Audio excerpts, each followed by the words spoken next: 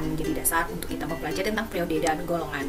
Oke, kita perhatikan terlebih dulu tabel periodik unsur yang ada di tabel berikut ini. Nah, ini adalah salah satu contoh bagaimana suatu unsur disusun di dalam periode dan golongan yang diatur melalui tabel periodik unsur. Nah, ini yang anak-anak pelajari dalam kehidupan sehari-hari, yang anak ketemukan beberapa jenis unsur memiliki masing-masing sifat tertentu yang diatur dan disusun dalam tabel periodik unsur. Nah, bagaimana menentukan periode dan golongan?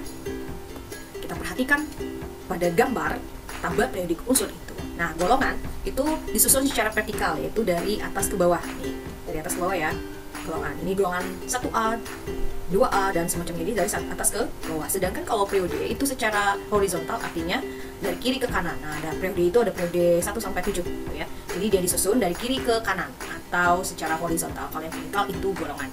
Nah, jadi golongan itu secara umum terdiri dari golongan A dengan golongan B. A itu unsur utama, yang B itu transisi. Nah, bagaimana menentukan periode dan golongan? Yang pertama yang harus Anda pelajari adalah ingat kembali tentang konfigurasi elektron. Nah, jadi pertama kali yang harus dilakukan adalah menuliskan konfigurasi elektronnya terlebih dahulu. Nah, sehingga kita perlu nanti mengingat aturan Akbau. Nah, aturan penulisan konfigurasi elektron berdasarkan tingkat energi. Nah, kita ikuti alur ini saja. Jadi dari tingkat energi yang terkecil 1S, kemudian 2S, 2P, 3S, 3P ya, kemudian 4S ya, kemudian 3D dan seterusnya. Nah, diperhatikan bahwa tingkat elektron maksimal untuk S itu adalah 2, P itu 6, D itu 10, F itu 14. Nah, sesuai dengan yang dituliskan di samping ini, diagram alur atau arah dari penulisan konfigurasi. Nah, dalam menentukan periode dan golongan itu ada aturan. Nah, periode ini ditentukan berdasarkan jumlah kulit yang terisi oleh elektron, sedangkan golongan berdasarkan elektron terisi. Nah, dalam sistem periodik ada 8 golongan dan 7 periode yang Anda bisa lihat di sistem periodik. Nanti diperhatikan juga materinya. Nah, dalam nama golongan itu masing-masing secara umum yang sering kita perhatikan, yang sering dipelajari itu adalah misalnya golongan 1A itu alkali, 2A itu alkali tanah, 7A halogen, 8A gas mulia. Kalau golongan 3 itu boron, aluminium, dan lain sebagainya. Anda bisa box. Nah, di dalam penentuan periode dan golongan harus diperhatikan adalah bloknya. Nah, kalau elektron valensi berlahir di blok S saja, blok S dan blok P dia golongan utama, yaitu golongan A. Sedangkan kalau dia terakhir di S atau D atau terakhir ditulis itu D, berarti dia D. Nah, untuk menentukan periode dan golongan, perhatikan di sini ya, kalau dalam tulisan konfigurasi elektron itu yang dinamakan kulit yang di depan. Nih, misalkan yang di 1S yang ini ya, yang di 1S, yang di depan ini namanya kulit. Ini kulit pertama, kedua, ketiga, keempat, kelima, keenam, ketujuh, ke-8. Nah, kulit pertama itu cuma 1S. Kalau kulit kedua 2S dan 2P. Kalau dia kulit ketiga 3S, 3P, dan 3D. Jadi ada kulitnya. Yang dilihat adalah di depannya. Jadi saat kita menentukan konfigurasi elektron, diperhatikan juga bagaimana urutan pengisian dari elektron tersebut. Nah, itu untuk dapat menentukan periode dan golongan. Oke, untuk lebih jelasnya kita ke perhitungan saja, contoh soal. Nah, ini ya, kita menentukan periode dan golongan untuk oksigen. Nah, Ibu coba jawab yang oksigen dulu. Nah, pertama yang harus kita lakukan adalah menuliskan konfigurasi elektron. Ikuti aja alur dari penulisan yang ini yang sudah dipelajari sebelumnya. Nah, kita isi dulu 1S, 2 maksimal kan, kemudian habis 1S, 2S. Nah, ini kan sudah 4 toh, kemudian habis 2S, 2P. Nah, ini sudah 2 elektron, sedangkan ini nomor atomnya 8, berarti tinggal tulis saja 4. Nah, ini berapa kulit? Ini kulit pertama, ini kulit kedua. Jumlah kulitnya berapa? Jumlah kulit itu ada 2, berarti periodenya dia periode 2, gitu aja. Nah, kemudian elektron valensi. Nah, perhatikan, karena dia di kulit kedua, nah ini di kulit kedua berarti ada subkulit S dan subkulit P. Nah, jadi S-nya itu elektronnya 2, P-nya 4, jumlahnya adalah 6. Nah, jadi golongannya, nah ya, kita tulis dengan Romawi 6 A atau B. Nah, karena dia terakhir tertulis di subkulit S dan D atau di blok S dan P, berarti dia golongan A. Seperti itu. Ya, kita lanjutkan ke 10 Ne. 10 Ne, jadi kita tuliskan 10 Ne itu sama urutannya 1S2, 2S2, ini sudah 4 ya, 2P, nah maksimal. Nah, pas 10, 2 tambah 2. Nah, ini jumlah kulitnya dulu. Jumlah kulit yang terisi elektron ini dari kulit pertama, kulit kedua, berarti ada 2, sehingga periodenya juga periode 2. Kemudian elektron valensi. Nah,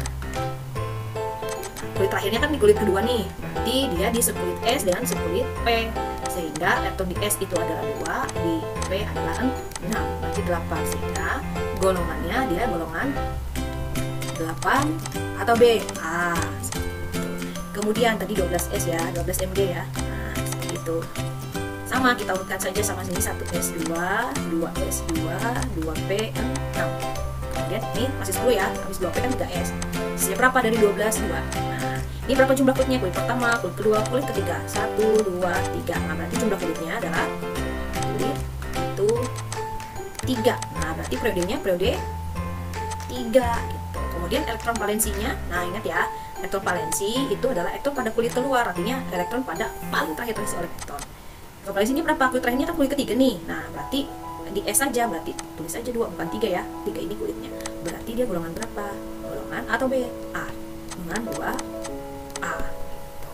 Kemudian yang berikutnya tadi adalah 21 SC. Nah, ini 21 SC. Sama, mau disingkat boleh dengan AR juga boleh, mau diurai semua juga boleh. Itu saja ya, 1S2, 2S2, 2P6, ya, 3S2, maksimal aja 3P6, habis 3P kan 4S ya. Kemudian sisanya berapa? Kita hitung dulu, ini 10, ya di sini 10 ya, 10 elektron, 20, nah 21 berarti 3D yang sini. Oke, berapa kulit nih? Ini kulit pertama, ini kulit kedua, ini ada kulit ketiga, ini 4, berarti jumlah kulitnya itu adalah 4, berarti dia pada periode 4 gitu ya. Kemudian elektron valensinya gimana? Nah, elektron valensinya itu dia terakhir terisi di S dengan D. Nah, elektron valensi kita tulis di sini. Elektron valensi.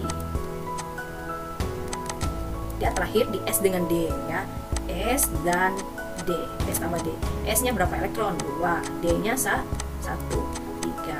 Nah, 3 ya. Berarti dia golongan keberapa nih?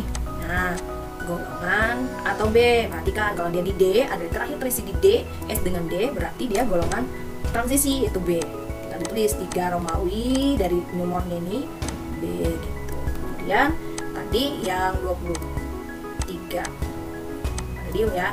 Nah, caranya juga sama. Jadi ditulis dulu konfigurasi elektronnya. Ketik aja aturan dari akbaunya, maksimum semuanya terisi ya, karena dia lebih dari itu. Nah, 3P, 6, 4S 2, 3D, nah sisanya berapa? Ini sudah 10, 20, nah 3. Nah, sama seperti tadi, ini kulit pertama, kedua, ketiga. Nah, ini 3, nah ini 4 jumlah kulitnya, berarti jumlah kulitnya adalah 4, berarti periodenya 4 gitu. Elektron valensinya sama seperti tadi ya.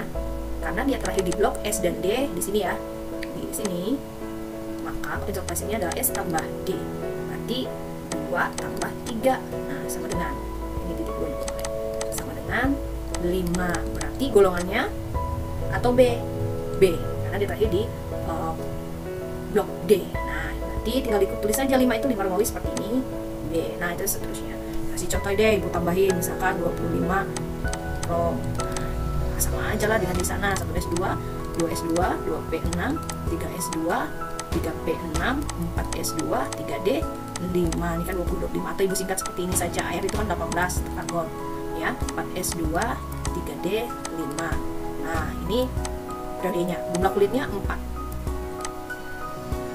berarti dia pada periode 4 sama ya. Kemudian elektron valensinya terakhir di blok ini. Nah, di sini sama juga, S tambah D, S nya 2, D nya 5, berarti elektron valensinya 7, dia golongan Romawi, diubah aja 7 jadi Romawi 5, 117 B gitu. Nah, jadi ingat kembali bahwa unsur transisi itu ada unsur transisi dalam dan unsur transisi luar. Kalau yang transisi dalam itu lactanida dan actinida, dia berada di blok M. Oke, demikian yang bisa Ibu sampaikan, bisa dikerjakan tugasnya. Sampai bertemu pada pertemuan berikutnya.